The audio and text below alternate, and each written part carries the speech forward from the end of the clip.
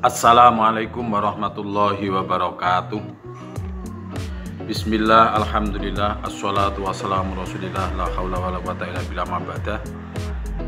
Anak-anakku sekalian, marilah kita lanjutkan materi pelajaran Sejarah Kebudayaan Islam atau SKI. Sebelum kita melanjutkan pelajaran, malah kita bersama-sama untuk berdoa kepada Allah Subhanahu wa taala. Bismillahirrahmanirrahim. Rabbi shrahli sadri wa yassirli amri wahlul 'uqdatam min lisani yafqahu qawli. Anak-anak, kita lanjutkan untuk pelajaran SKI dengan KD atau kompetensi dasar kita adalah tentang memahami ketabahan Nabi Muhammad SAW dan para sahabat dalam berdakwah.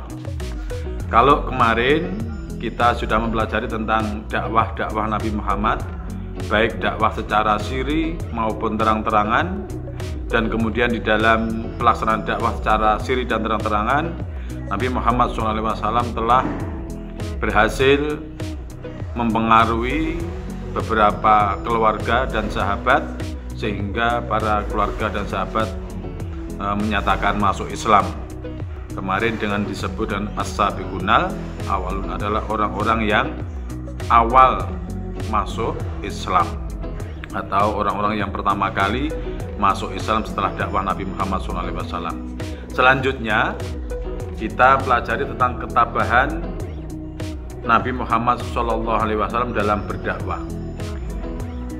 Sebelum kepada inti materi, sebagaimana yang akan kita pelajari bersama, perlu kita pahami tentang ketabahan. Apa toh itu tabah?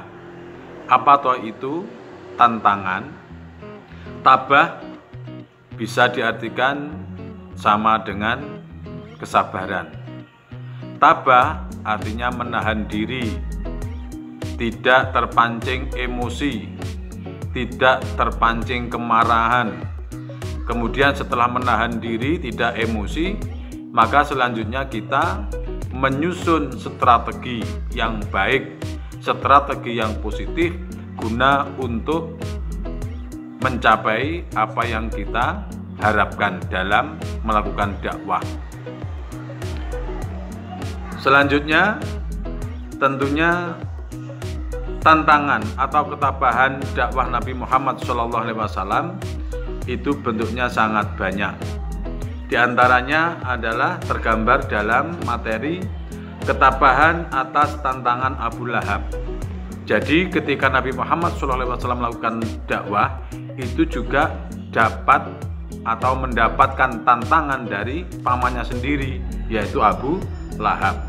Tolong nanti materi ini dibaca, dipahami, dan kemudian dilanjutkan kepada materi berikutnya. Bahkan beberapa hal yang perlu dihafalkan tentang nanti bentuk-bentuk ketabahan itu sendiri. Yang pertama dari ketabahan atas tantangan dari Abu Lahab tadi. Yang kedua adalah ketabahan Nabi Muhammad SAW dalam berdakwah dengan mendapat tantangan dari pembesar kota Mekah atau kota Makkah. Itu tentunya juga nanti keterangannya dipahami, kemudian ini poin-poinnya dihafalkan. Yang kedua adalah mendapat tantangan dari pembesar kota Makkah. Ini yang kedua. Yang ketiga, ketabahan atas bujukan Walid bin Mughirah. Bentuk tantangannya apa? Nanti tolong dipahami, dibaca materinya. Yang keempat adalah ketabahan atas bujukan Utbah bin Rabi'ah. Yang kelima, ketabahan atas siksaan kaum kafir Quraisy. Jadi Nabi Muhammad sendiri juga sering mendapatkan cemoohan, olok-olokan, bahkan dibenci, diusir, bahkan sampai disiksa para sahabat Nabi ini juga.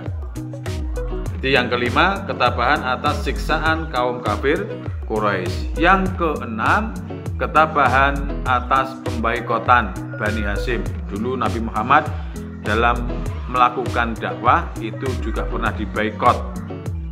Nah, seperti apa diboikot itu? Tolong nanti materi juga dibaca.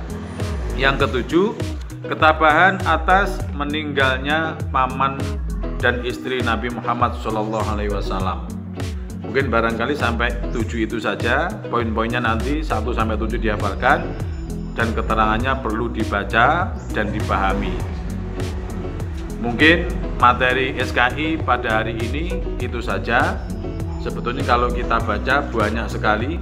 Ini mungkin sampai 2 atau 3 lembar ini. Tolong nanti dipahami begitu saja. Dan selanjutnya anak-anak cukup membaca dan memahami saja. Selanjutnya anak-anak nanti setelah membaca dan memahami tentang materi ketabahan Nabi Muhammad SAW dalam berdakwah, selanjutnya anak-anak cukup menghafalkan bentuk-bentuk ketabahan Nabi Muhammad SAW dalam berdakwah, yaitu 1 sampai nomor 7 poin-poinnya saja, itu dihafalkan. Selanjutnya anak-anak tidak usah memfoto atau memvideo. Daripada tugas SKI ini cukup dipahami dan dibaca dan dihafalkan poin-poinnya saja itu. Demikian pembelajaran kita untuk SKI pada hari ini, yaitu hari Kamis tanggal 6 Agustus tahun 2020. Tolong tetap dijaga kesehatan, dijaga keceriaan, kebahagiaan dan kesehatannya. Jangan sampai istilahnya kita nanti tidak tertib untuk menjaga kesehatan. Demikian, ada kurang dan lebihnya saya mohon maaf. Saya akhiri.